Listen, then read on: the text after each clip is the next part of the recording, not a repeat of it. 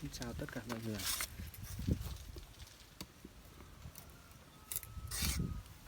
Đây là chiếc loa, đây là chiếc còi xe máy bình thường.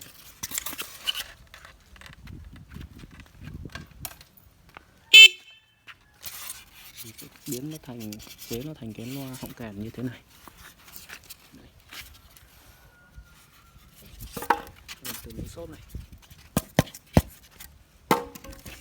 cắt thành như này, cắt thành cái phễu như này. Đây là đây là cái miếng xốp này, mình sẽ cắt miếng này để úp vào còi này.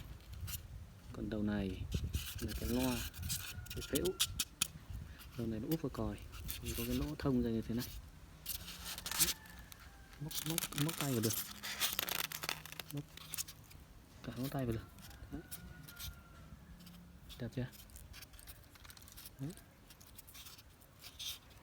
Trông rất là đẹp, và mình sẽ thử.